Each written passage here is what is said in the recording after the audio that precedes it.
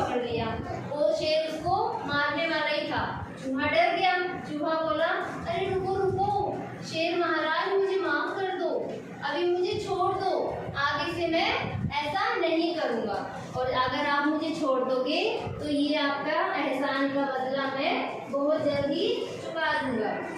शेर को उस पर दया आ जाती है चूहे पे, तो शेर इसको छोड़ देता है। और फिर मन ही मन शेर सोचता है, ये तो छोटा सा है, ये क्या मेरे आगे काम आएगा, तो वो उसको अंदर ही अंदर वो हंसने लगता है और चूहा चला जाता है। हाँ, चूहा चला जाता है। फिर शेर एक दिन क्या होता है, फिर से जंगल में शेर सो रहा होता है, अपने वो पेड़ के नीचे सो रहा होता है। तो ना कुछ शिकारी आते हैं तो वो एक जाल उसके ऊपर फेंक देते हैं, शेर के ऊपर जाल फेंक देते हैं, तो वो शेर फंस जाता है उसमें। फिर वो हाथ पैर मारता है तो वो निकल नहीं पाता। फिर शेर जोर से दहाड़ता है ना शेर, दहाड़ता है शेर, तो जोर से दहाड़ता है, तो वो आवाज़ चूहा सुन लेता है।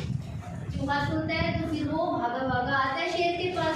शेर को देखता है कि वो तो जाल में फंसा हुआ है, तो चूहा क्या करता है, अपने नुकीले दांतों से उस जाल को काट देता है ना, तीखे दांत होते हैं ना चूहे के, तो उसको वो काट देता है, तो फिर वो जाल खुल जाता है और शेर क्या हो जाता है, आज़ाद हो जाता है, खुल जाता है वो जाल जब। ठीक है, तो शेर उसको फिर चूहे को क्या बोलता है, थैंक यू, क्या बोलता है, धन्यवाद। तो फिर इस कहानी से हमें क्या सीखने को मिलता है कि कभी भी किसी को छोटा नहीं समझना चाहिए। हर कोई अपने आप में महान है, भगवान ने सभी को अपने आप में महान बनाया है, किसी को भी हमें कभी छोटा नहीं समझना चाहिए।